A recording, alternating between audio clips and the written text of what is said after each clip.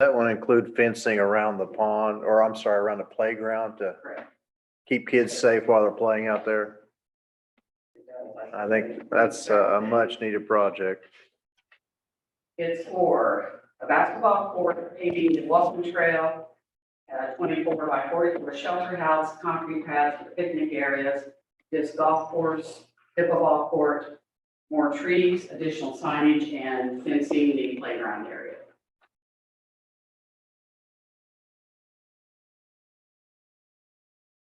Okay. Skip premium pay, I'll get to that at the end.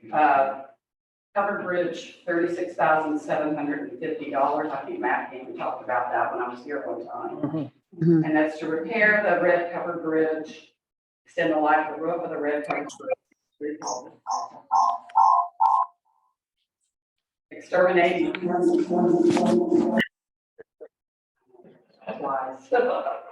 Destroy the red covered bridge and rebuild the covered bridge. I'm sorry, you put away, do you mind repeating those? Cause I know I've received a lot of calls about these covered bridges and people wanting to make sure that we take care of them. And I think there'll be a lot of interested folks in that, or in the funds that we're setting aside for that, but wheeling and. $36,750 to do repair the failed tension member on the red covered bridge, extend the life of the roof of the red covered bridge for another 10 to 15 years, and exterminate the existing pests that are destroying the red covered bridge and the wheeling covered bridge. Very good. I know a lot of people in our community take pride in those bridges. Thank you. Okay. The next is for Gibson Circuit and Superior Courts. $65,000 for technology and furniture upgrades to the courts, including electric whiteboards, upgrades to the video connection between the courts, the jails, and the attorneys' computers, and a display system that litigants review to determine where to go for court.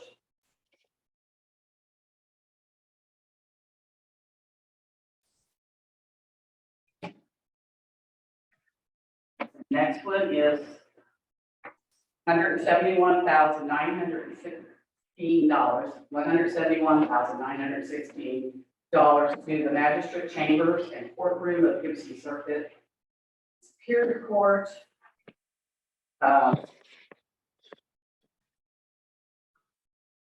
This is to assist in punching through a wall to connect the hearing room to the chambers. The work has been completed, but the final invoice has not been paid. The additional work includes building of the judge's bench and other woodworking, framing, and flooring.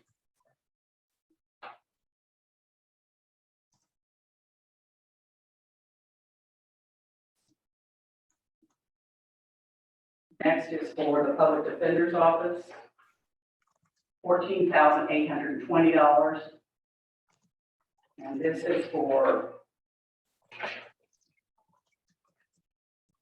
furniture, a router, and a printer when they move to the new building.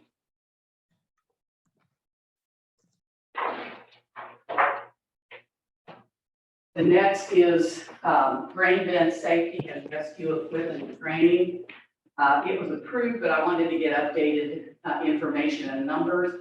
So we approved it for up to $28,000, and that is to supply, make sure all of the fire departments have this equipment to make silo rescues. I think the number's a little high because we checked with the departments and a lot of them already have them. So if they have them, we're not giving them another. So we put a number of 28,000 in there. From what I understand, there's like 7 that already have it. Yeah, there's quite a few. And there was, and well, I'd also understood a couple of the smaller ones didn't want them because they didn't have the personnel and everything. So, okay. But I want to double check. Yeah. Each one of them, make sure that they're. It's a good thing. We talked about through one part of the county and they don't have it, you can't wait, call another to come and rescue them.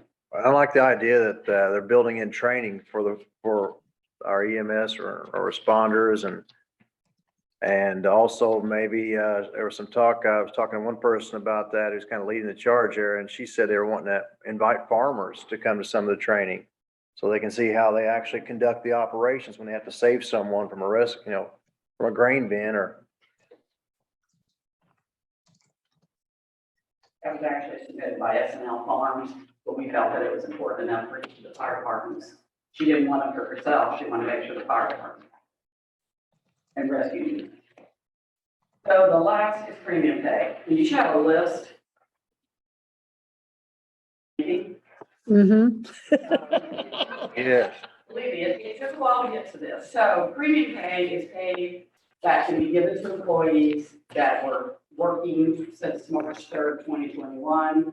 To current, you can go backwards, you can pick your date when you want to say those people were working. And we felt in this instance that the date that it started was the date the commissioners appropriated the 800,000 or said they wanted to appropriate 800,000 for premium pay. Then we went to the council and the council did appropriate it. So that's the date in May that we used if you were employed. And you have to be employed the day the checks are written, which are going to be 12, the 12th of October, yeah. Okay. Then, so we had that list, we had to go back and see who that was going to be, of all the employees. And then we had to take off part-time. The law says you cannot pay part-time employees premium pay. It says you cannot pay elected officials part-time pay. Premium pay, and you cannot pay that. You can't pay, anybody that's funded by state funding premium pay. So we went through and eliminated all of those. Then we had to get their positions and what their annual, actually it was hourly rate, and calculate their annual salary. Then I had to go find the annual salary for the state of Indiana for that position and take 150% of it. And then add this in the premium pay to that employee's annual pay and make sure it doesn't exceed what that 100% by itself. In a nutshell, she's exhausted herself. Yes. She's Well, exhausted herself. Yeah, I remember seeing the description and it was a paragraph about like that. Well, In little print.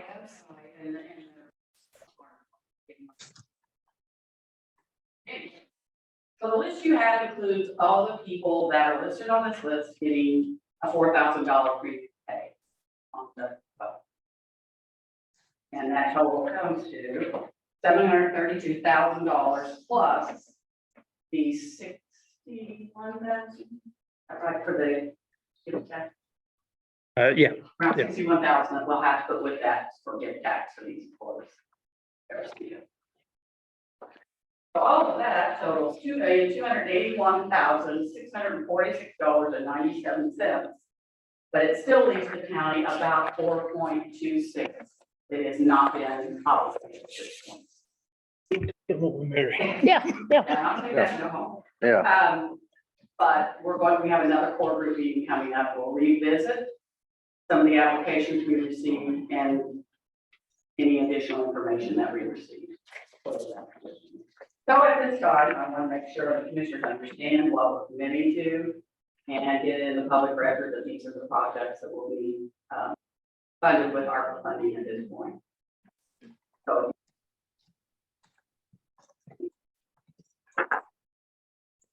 I think we should make her explain the wages thing. Yeah. Yeah, Andrea. Seven on the surface road, was that part of the 3,600? Or, I didn't get an amount on that one. the surface road. That is $1,281 and I can give you this list for accuracy. Okay, thanks.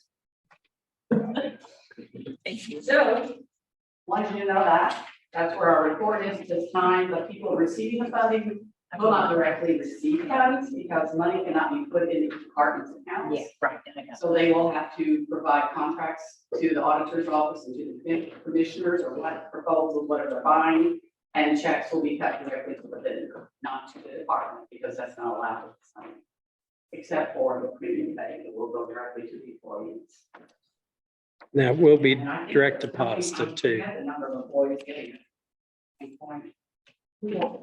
It will be direct deposit. Who are the employees getting? All the hourly employees So And- everybody in the county? Yeah, the only ones that aren't are the, Part-time? yeah, that are, By the state, our elected officials. Yeah.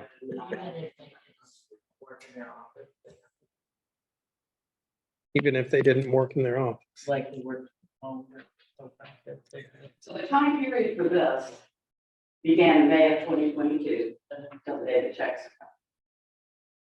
And we So it's could not from go May back and This, check whether somebody was literally here, as long as they were working and on the payroll, that we considered them a county employee. That we did not have to check as to whether they were working here. They were working, public working, while being potentially exposed to COVID. So it's May of this year. May of this year. Yes. Mhm.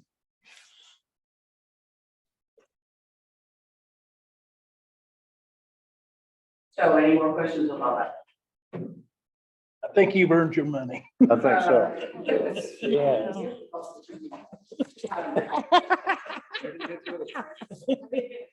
I have one other thing while I'm up here. The treasury, in all of their money they keep printing, they now have money for an allocation to counties from the Local Assistance and Tribal Consistency Fund, or the LATCF. There was $2 billion, and it's for revenue sharing counties and tribal governments across fiscal years 2022 and 2023 for use on any governmental purpose except for a lobbying activity. They based how much each county that was eligible on the poverty rates, the household income, the land values, and unemployment rates for the 20-year period ending September 30, 2021. The minimum amount any county could receive if they were eligible is $100,000. And Gibson County is going to get $100,000. So to go through the same, different from ARC, but it's going to have its own fund number and keep separate. But basically, I attended the webinar today. It's pretty much lost revenue, but before I tell you that for fact, I just want you to know it's coming. I think you're going to draw it this week. Yeah. And not every county in Indiana got it. There was very few. So I don't know. I tried to read the methodology. All I can tell you is you got 100,000 like everybody else, except for Orange County got 136,000. We're just gonna say thank you and keep our mouth shut. Yeah. So more, but I just want you to know what it is. Thank you, David. Okay. We have a motion to approve the 2.2 million in projects or thereabouts. So moved.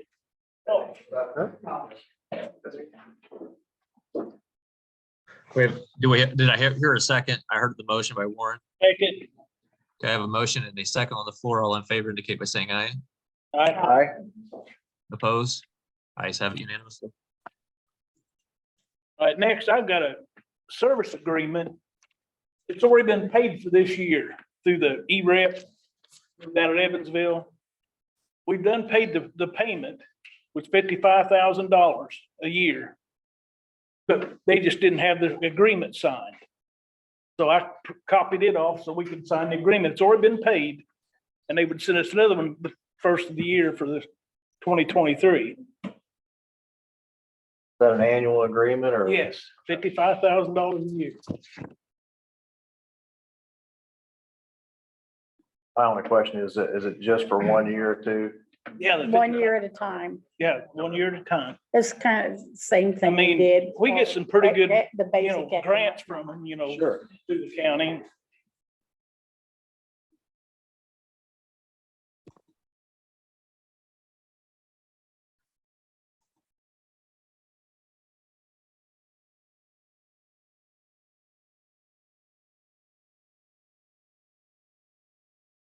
All right, now then, signature site access agreement. That you? That you, Jason? Because I don't know what it is. I do not know what that is either. You might know what. I have it, Judy left it here for me. It is property located at 303 West 350 South in Princeton. Purpose of performing soil sampling, groundwater sampling, and or air monitoring, Princeton. In Princeton? Yeah, here's, it's, I think near the RJ refinery. Oh, okay, yeah, RJ Refinery, Jason. Okay, yeah, yep. Maybe that means they're Well, the address is Princeton. It's property right So I at, just need to sign it, right? know where RJ Refinery was there. It's There's only property that one we place. monitor all the water and We would need everything, to make a or motion any to accept runoff, it. et cetera.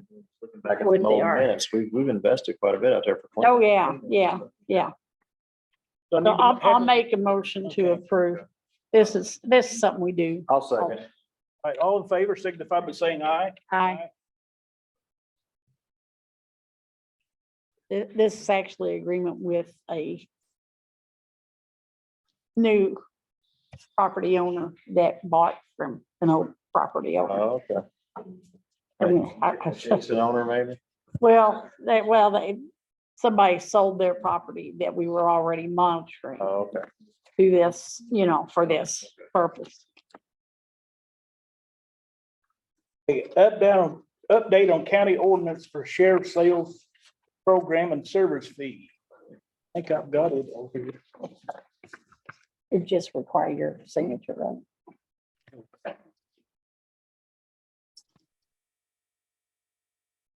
Okay, this was county ordinance it. Excuse me. issued back in 2009, 2009-2, ordinance to establish a sheriff sales program and service fee. This was amended and signed by all the commissioners back in 2009 and the council members. Allowed the sheriff to charge an administrative fee for $200 for each sheriff sale. And the state just recently passed a deal where we can raise that amount to $300. We're voting before the board tonight to see if they would approve that. Move on to the council also. I'll make a motion to approve the change from 200 to 300. I'll second. All in favor signify by saying aye. Yeah. Aye. Yes. Do what? You have copies of it. Yeah. Yeah, all of us do. Okay, so it passed. Make sure. All right, parish for probation building.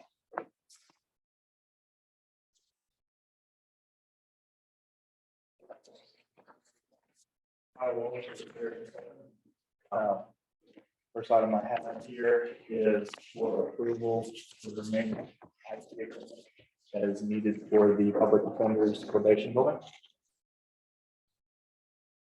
Essentially what's on it is the network rack that will house the equipment. Batteries, supply that equipment, cable management, and wireless access points for the building.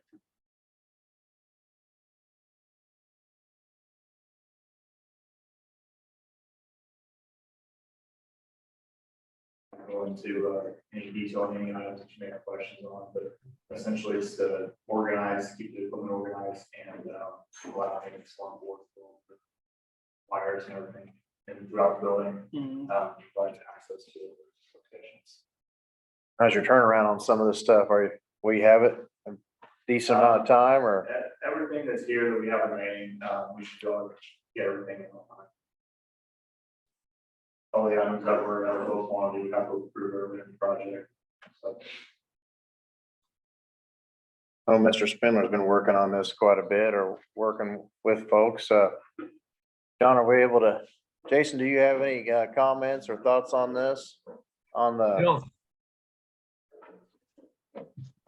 Yeah, I don't think so. I think I'm in the loop and no questions or concerns. This basically is where they get to plug in. Mhm. So, I mean, something we have to have, and I think it's been a good price. They priced it out when we started this a couple years ago. So So you have a motion on this? I'll make a motion to approve. Of course, we have to. I'll second. Jason, this has to be turned over then to the council, right? I don't Probably not. really know. Yeah, Huh? probably. I think the funds are already budgeted for, so I don't think, Right. think we're good. Okay, Okay, got a motion, a second. All in favor, signify by saying aye. uh, All right, so passed. I just have a second item that I requested to be on the agenda. well, yeah, I had it mess up on the computer.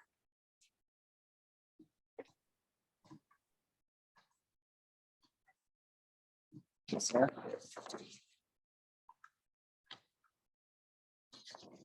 Second item that I had, was a proposal for 5 long-term projects for Gibson County as a whole. We looked at over the next 4 years and specifically looking into approval to pursue grants to assist in paying government costs for these projects. Main objective of these projects as well is to expand the Gibson County owned fiber optic cabling from downtown Princeton to the Gibson County Highway Department. The Highway Department is slated to become the repository for high availability failover for Gibson County energy resources. The estimated cost of the overall projects combined is approximately $1.25 million over 4 years. To explain what that means in a little more detail, the first project is to extend fiber between the sheriff's department and the highway department. This would include network hardware, fiber distribution, and switching necessary to allow communications from downtown Princeton with Gibbs County Sheriff's Office and to the highway department. That project is necessary for the following 4 projects to be able to plan for this. The second project is to acquire space in the highway department or construct a room on the highway department to securely locate and operate the IT failover equipment. This would require dedicated electrical and HVAC to be able to accommodate the equipment that's going to go into that room. And this is where we would be locating the failover server at the over at the highway department. Third project is to procure and implement the primary file server for Gibson County to be installed at the Gibson County Sheriff's Office. This server would replace the existing Gibson County servers with the exception of the body cam server at the Sheriff's Office. The server would require Microsoft Data Center Edition and additional licensing for the RDP licensing and stuff like that to accommodate the current roles the servers have. The estimated cost of that server project would be $8,000 in total. One of the grants that we are looking at is a 90% grant. If successful in getting that, the grant will cover $72,000 of that cost. But with the Gibson cost, looking at $8,000 to do that. Project number 4 is to procure a identical server, and that would be located at the highway department in the room that would be constructed in project 2. And this would be in existence to be a high availability failover server for the Gibson County resources. So what that means is if one of the department servers that's functioning has some type of issue where it goes down, it's unavailable, the resources are instantaneously moved over to the backup server, and those departments can continually to work while we identify the problem and get the issue resolved in that primary server back operation.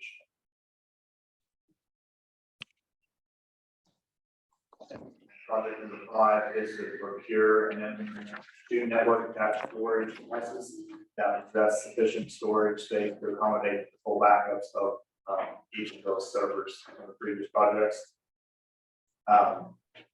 Estimated cost for that total project would be $118,400. Again, these are estimated initial estimates based on our research and doing pricing out different equipment to fit the needs for this overall scope of this project.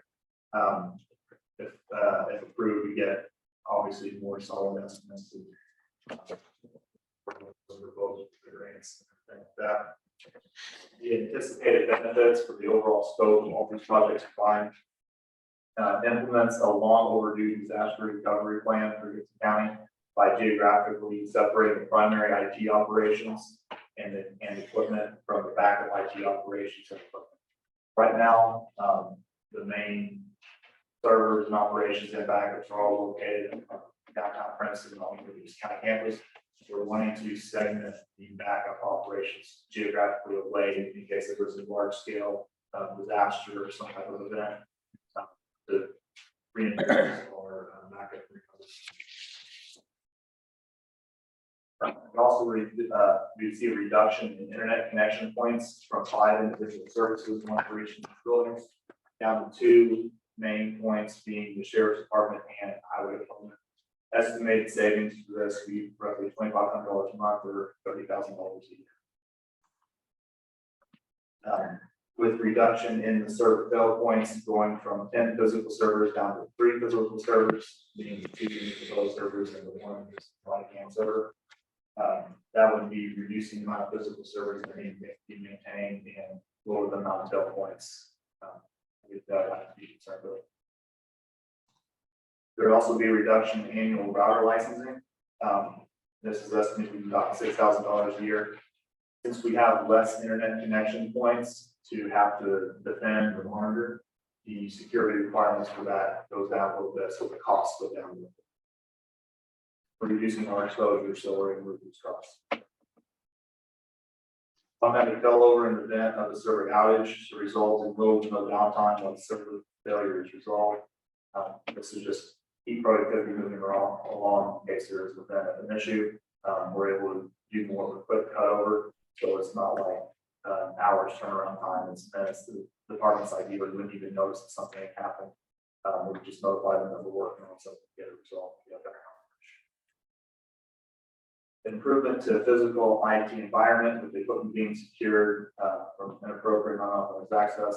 This is to get the equipment in a safe, centralized location where it is easier to be monitored and in less precarious areas where may be exposed to the current issues that we all know. Overhaul of the Gibson County network infrastructure resulting in configuration that is manual fault tolerant.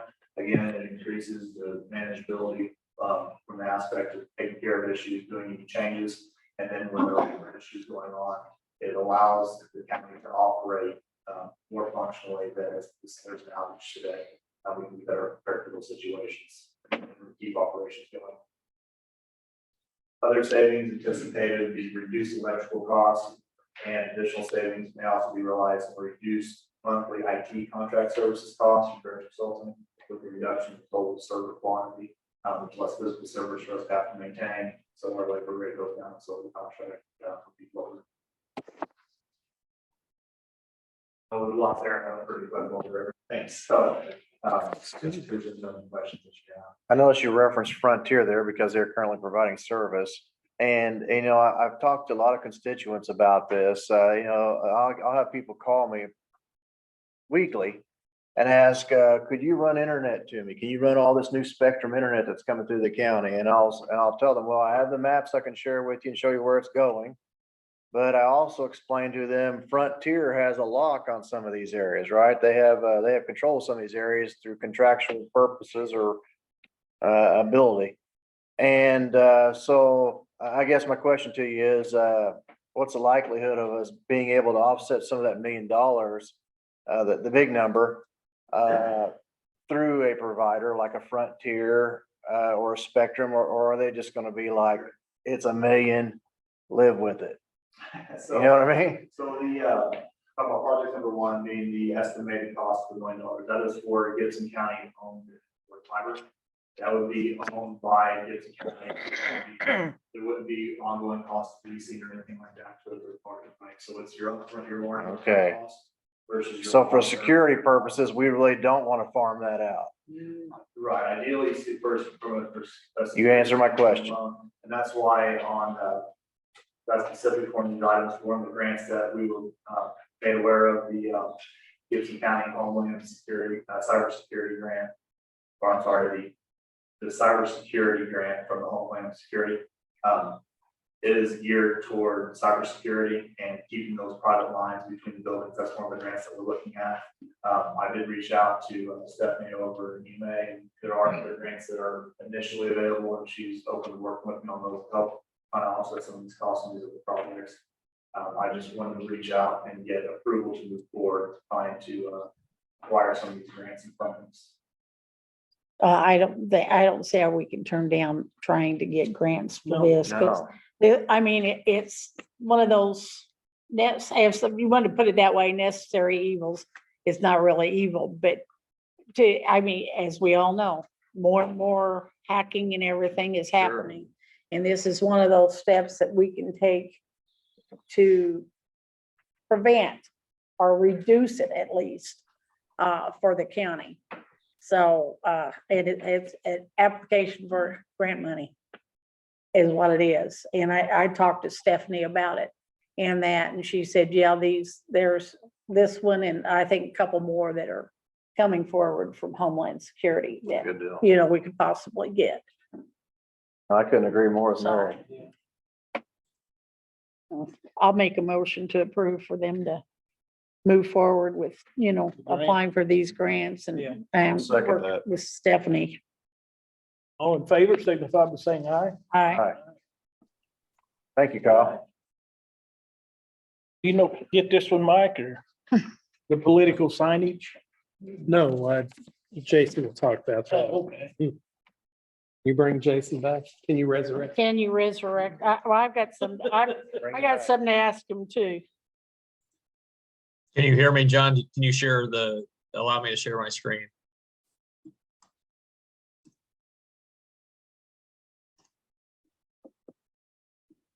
Only because you're on an iPad, I gotta install a. It's okay. Don't worry about it. Not a big Uh, deal. Jason, while we're waiting for that and that, also, we had agreed to table and bring back about the agreement for the stormwater. And it's not on the agenda. Yes. And we really need to, because we have 2 definite and possible 1 more or 3 more, who knows, projects that, we need to, have somebody on board right now. And, then, you know, I agree with Warren. We need, it's a professional agreement, so we could have definitely more than 1 agreement with engineering firms on this. But we have several projects that we need to move forward on now. I agree with that, and I think that the commissioner should act this evening on any that have been submitted or are submitted by the end of the year. We need to farm those out to, and I'm drawing a blank on the name of the firm, but they've done all of the work thus far, so they're keenly familiar with the ordinance. And Mary, can you help me out with the name? Jason, Christopher Burke. Jason, I wanted to interject something here. Since we do not have a reviewer yet, we haven't confirmed that. And we have, you may not know this, but we have in attendance a developer that's wanting to move a project along, and they've had all their work done by a licensed engineer, 3i Engineering out of Evansville. But seeing how they haven't had an opportunity to, I guess, talk to a reviewer or meet those needs. And the better part of that is they've actually hired their engineer. They've done all the work for out there. They know their fall, they know their stormwater. And they also have good drainage. There's a ditch on their property. This all came up in our drainage meeting earlier. But I really don't want to hold them up per se. But I would have to agree with Mary that it's okay to have 2 or 3 different firms that we use for the stormwater. But I would, at this time, I don't want to hold anybody up. And I know they've got a solid engineer, but maybe it's best if their engineer talked to us a little bit about their project, and that way you could hear it as well. But do we still have a member here from 3i? They're all here. Okay.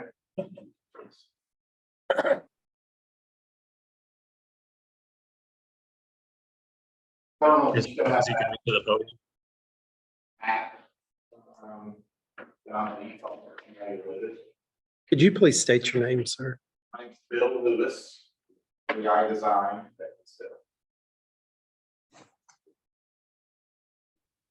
So we have a lot that is wanting to be developed as trailer storage. Ultimately, we are needing direction to go with drainage that property. And we are proposing to widen the ditch, existing ditch, which is part of the pond, by roughly, let's call it 15 feet. I think technically it's 13.6. For a 100-year storm event, we need 20,000 cubic feet of storage. We're going to have to roll that ditch back into our property and widen. That is our submittal to you folks to move forward.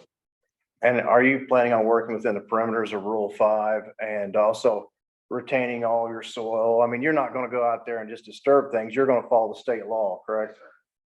That's what I wanted to hear. We would submit our official plans and report. We are asking for, can we move forward toward this direction, toward this? So we know how to finalize our design. Well, at this time, I would make a motion to waive the ordinance. I don't want to hold you up any more than we have. That's not my goal by any means. I want this project to move forward. It's going to benefit Toyota. And Toyota is significant work. They provide a significant workforce in our community and they're good partners for the county. And I think our plans are to have an engineering firm, multiple engineering firms selected for this review in the future. But their side of it is I don't want to hold you up. So that's my motion, that we waive it, move you on, let you get to work. But the reason we have the stormwater ordinance in there, and nothing against you guys and that, and I agree, we need to move forward. But we're gonna waive it for one and not anybody else. That's not why the ordinance is in place. The ordinance is in place to make sure, and I don't disagree with what these guys have come up with by any way, because I mean, they know their business. But we're also, I don't think we need, I don't even know, can we waive an ordinance? You I believe the could, language is in there. you could waive it. If that was the wishes of the commissioners, the majority of the commissioners. And the other side of it is, I mean, I have economic development. I have the great folks at the chamber and people beyond wanting to improve our county and wanting progress. So again, just my opinion, but my opinion is we need to move this project forward and not hold it up when we have, hardworking Gibson County citizens that are willing to invest in our county. Well, what about the other ones that are willing to invest lots and lots and lots more money? And I mean, nothing against this project by any way, shape or form. And we're gonna say, nope, you gotta go through all the steps and this person's not gonna have to. I'm talking about fairness. My response to Fairness that is, individuals. we are in the early stages of setting up our ordinance and selecting our reviewer. It's just pure luck or maybe in your view, not luck, that you've come before us here and you've got all your ducks in a row. You've done all your engineering. You've worked within the confines of the state of Indiana. And so it's my opinion that we shouldn't hold the project up. I think in the future, we are going to have reviewers. And we will have the ordinance to where these reviewers will review the stormwater plans of individuals or in some cases, companies or industries. But at this point, I don't want to hold you up. And that's just my opinion. I've made my motion. I'm against red tape. bottom line is I'm against red tape and holding up business. And I've made that clear from day one of my campaign, and I'll make it clear now. I'm not gonna red tape people or industry to death. Our county needs to grow. We need more housing. We need more development. We don't need to sit on our laurels and pretend that our growing's over. We need to responsibly grow. And I think you have, in this case, you have stormwater, you have a stormwater plan you've agreed to. Correct me if I'm wrong on this, you've agreed to expand the ditch some 15 feet. You looked at all the pipes, you looked at even a nearby retention pond, you mentioned it earlier in our drainage meeting.